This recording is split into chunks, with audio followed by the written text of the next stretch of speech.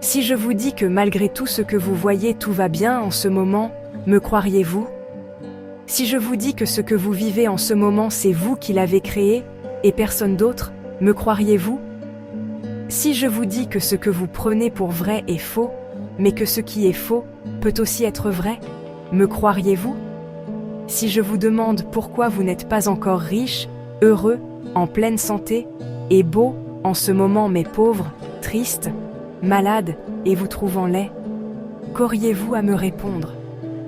Si je vous demande qui a raison et qui a tort sur la planète, auriez-vous une réponse qui satisfasse tout le monde? Si je demande qui a trouvé Dieu et où, aurais-je une réponse véritable et de source sûre? Si vous êtes comme moi, comme nous tous, vous vous posez des questions et vous cherchez des réponses.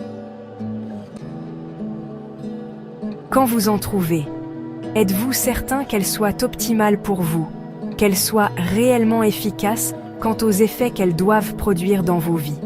Comment faites-vous face à l'avalanche de solutions, de méthodes, d'enseignements que l'on trouve partout de nos jours? Par exemple, comment devenir riche? Tout vient à toi si tu répètes ceci 3 fois. Le réveil des chakras, le chant des pierres, la visualisation créatrice, etc. Entre la complexité des textes des uns, le prix à payer pour apprendre des autres et le n'importe quoi de certains, on s'y perd. Du corps physique au corps subtil, de la matière à l'énergie pure, de la raison au spirituel, les sujets sont foison. Mais pour autant, était-ce nécessaire de les subdiviser en un si grand nombre de cases, si on veut tout en un seul pack, où chercher? Je suis sûr qu'un enseignement global doit exister quelque part.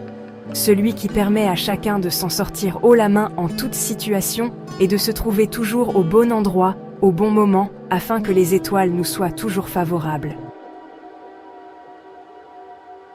Ne sachant pas où se trouve ce grimoire ancestral qui renferme toutes les connaissances, tous les savoirs de Babylone et d'Alexandrie, je vais imaginer le mien.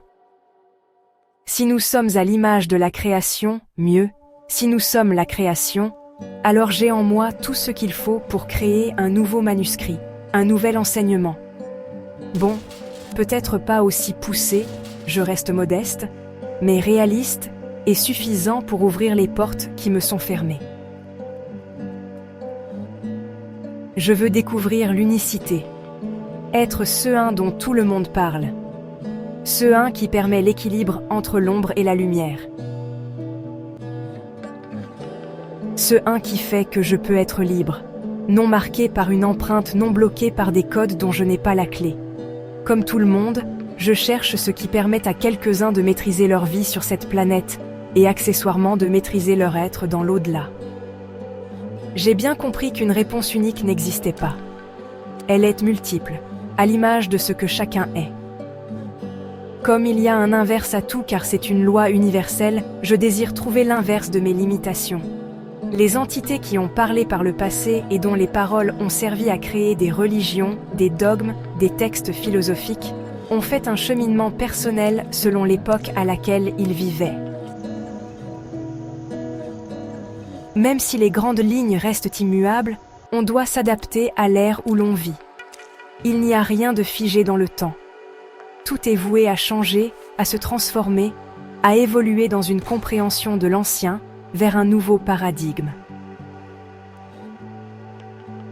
Accompagnez-moi dans ce défi, pas à pas, et voyons si de ce voyage solitaire sur Terre, il en sort la découverte de ce que je suis réellement et de quoi je suis capable.